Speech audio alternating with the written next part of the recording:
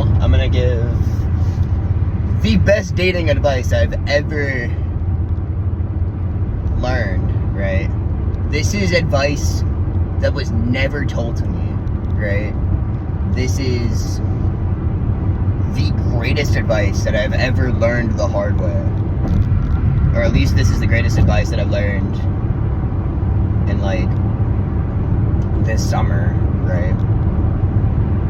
If you are the type of person that doesn't get out much, meaning you don't like club or party or drink a whole lot, and you want to meet people, I would say the best way to date, if you're like that, is lines, bro.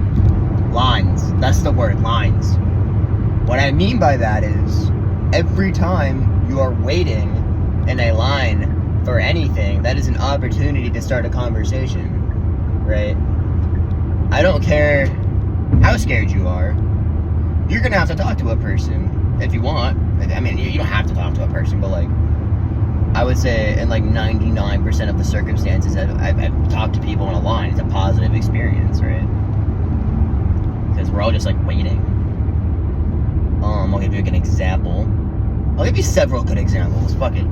The first one, today, I was really bored and in the Chipotle line, right? Sometimes it's the Chipotle line. It's a recurring theme in the whole lines, whatever, right?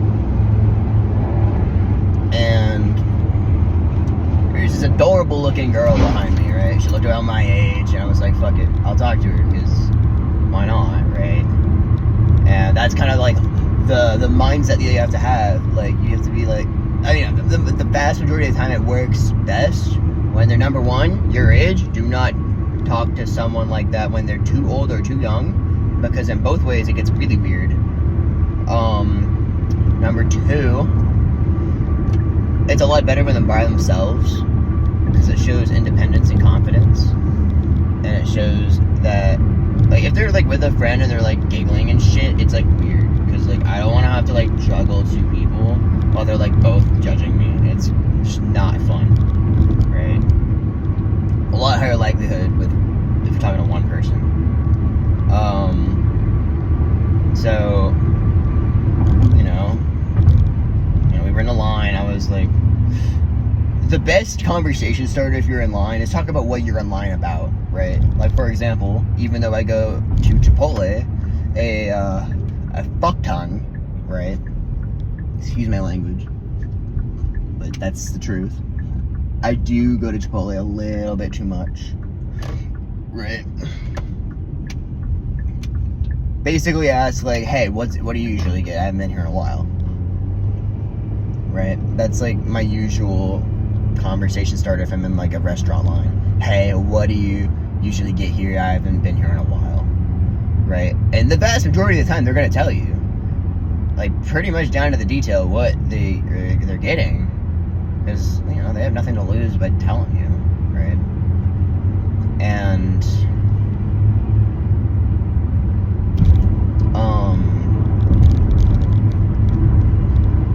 so I'm like, yeah, what do you usually get? What's your name? Blah, blah, blah, blah, blah. Just very simple stuff if the line's like really short. But like, basically, if you're in like a line for like a restaurant and you're by yourself and she's by herself, you're like, hey, I'm really bored. How about we just like sit down and talk and get to know each other a little bit?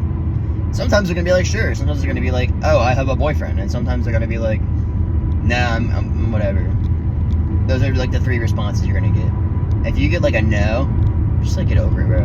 You'll find another one. If you get a I have a boyfriend, just pull the, oh, well, I'm still bored, and you're probably also still bored, and might as well. And they'll usually be like, okay, whatever. And then if the answer is yes, you'll be like, perfect.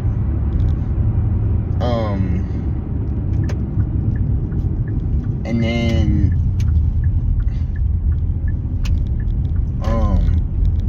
just like sit down and have a nice conversation, get to know her, just like have a good time, just like chillax, ask her questions about her life.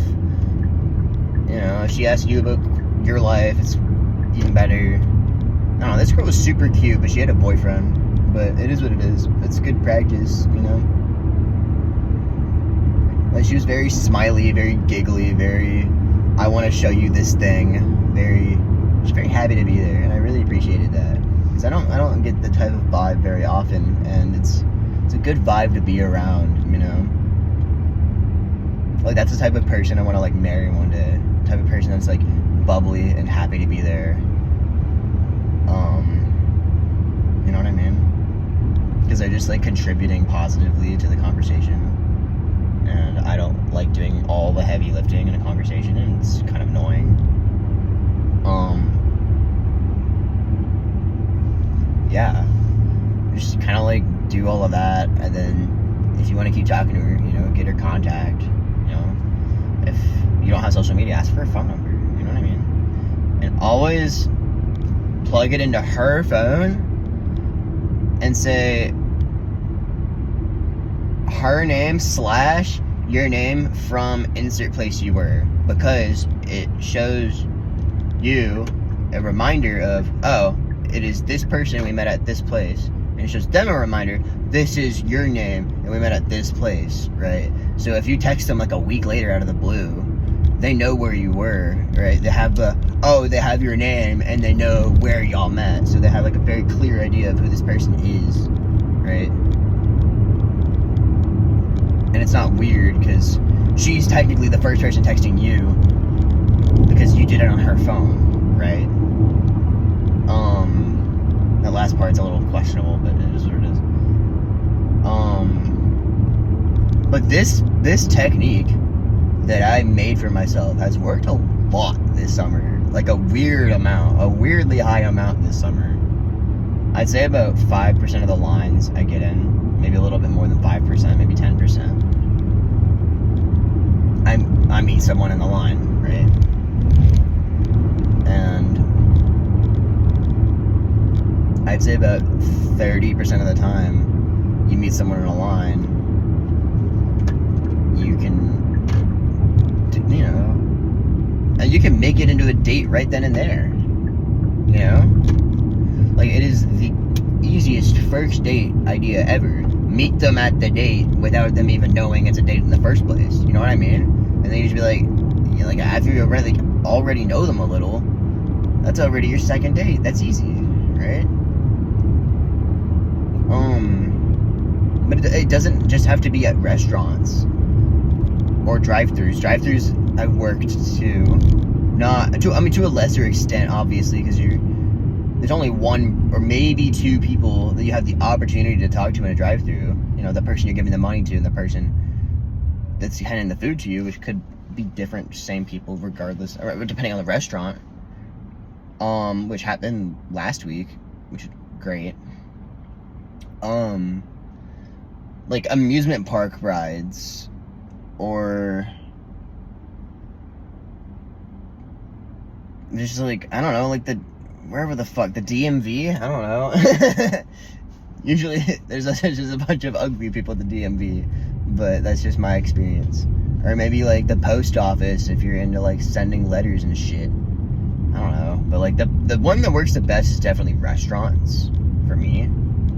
But there's obviously other places where you can meet people in lines. Like if you're like an amusement park junkie, for example, like that's perfect. Like you're not only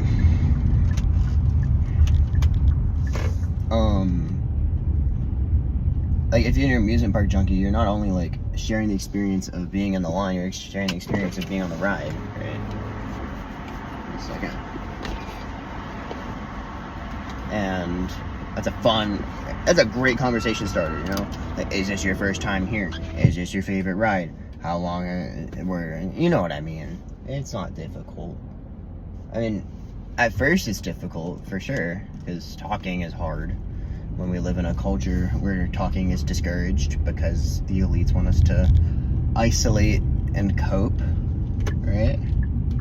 If we live in a culture like that where everybody secretly wants to talk but nobody actually does it, if you start a conversation, majority of the time people are gonna like vibe with that, you know?